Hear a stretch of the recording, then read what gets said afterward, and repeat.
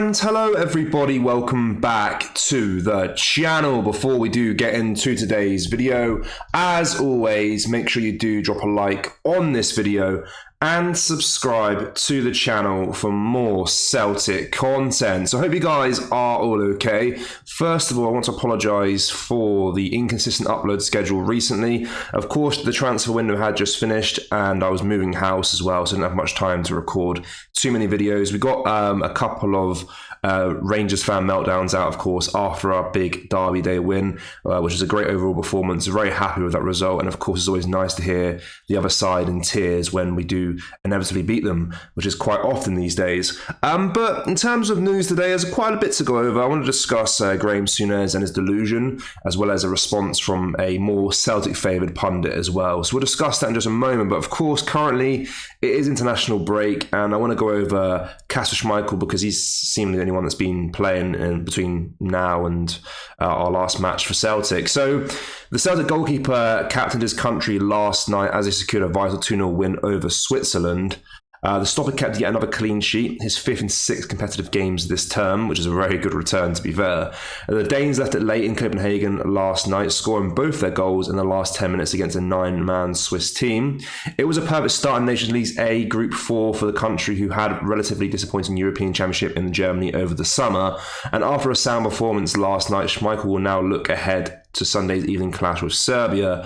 Of course, the 37-year-old will be hopeful of keeping yet another clean sheet after a quiet shift versus the Swiss, where he faced just one shot on target. So, of course, the start to Celtic's been pretty similar as well. He's not had too much to do. He's been pretty good defensively. Of course, you can see that to Hibernia and stuff like that as well. But been a really good, solid signing so far. I wouldn't say he's been fully tested in the Celtics team as of yet, but of course throughout the season in Europe as well, we'll see more of what he's capable of doing for us and the reason why he's so highly rated across Europe. You know, he's a great career, Kasper Schmeichel, and hopefully he can be difference maker in some games for us this season. But yeah, he's had a good start to his Nation League campaign. Absolutely boring football to watch, to be honest with you. I won't be watching any Nation League football at all.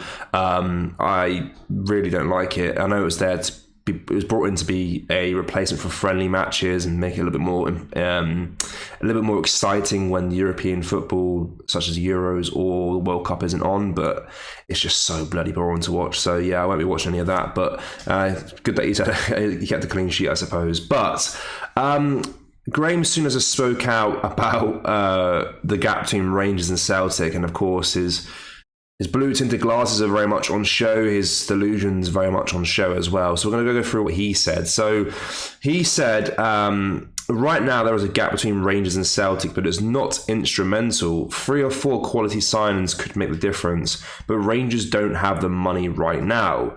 If they were to spend £50 million, it'd be a nip and tuck between the two of them. Rangers were the same as Liverpool last season. Both could have won the league if they'd won the last 10 games, and neither of them did it. Celtic were the better team, I'm not denying that. I just didn't think that Rangers got pummeled in the Old Firm derby.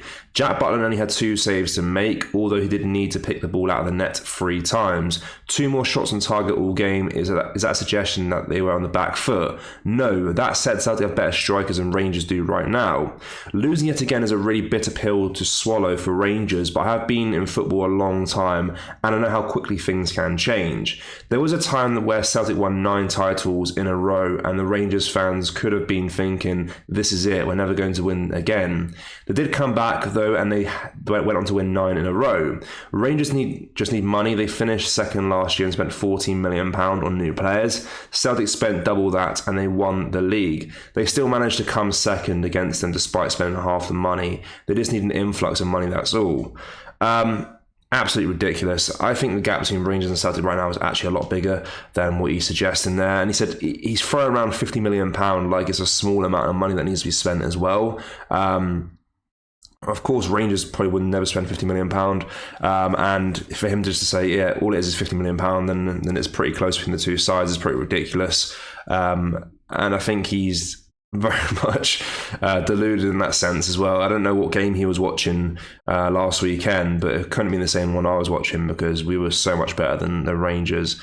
And him discussing the Derby games last season as well, like we didn't batter them in most of them as well. So it's just ridiculous. But thankfully, a My Celtic pundit Martin O'Neill has rubbished these claims made by Graham Souness that the gap between Celtic and Rangers is not very vast at all. So what he said was he's deluding himself, absolutely, because there is a gap, there is a chasm between them.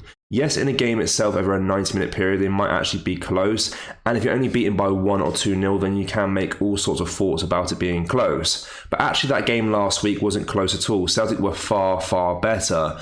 And the idea that Rangers only spent less money is because of the demise of Rangers for the last number of years. But it's been terrible. It's really been terrible.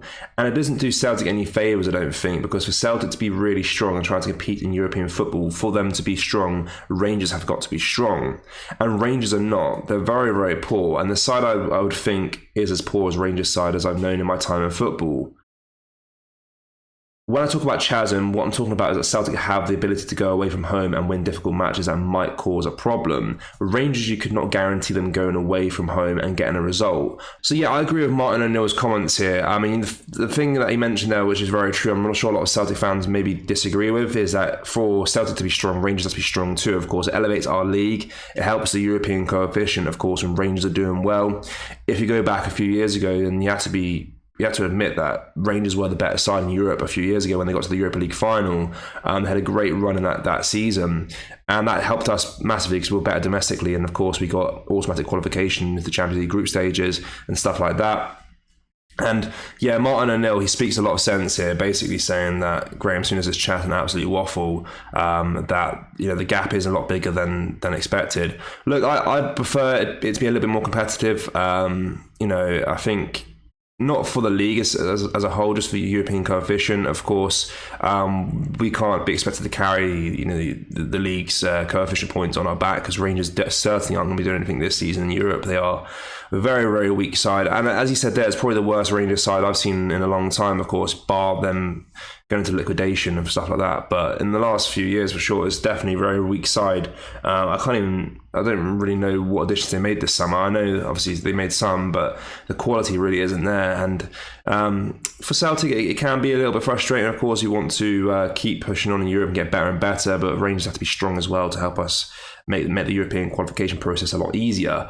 But yeah, let me know your thoughts on those comments as a whole. I'm quite eager to know what you make of it. How big do you think the gap is between Celtic and Rangers currently?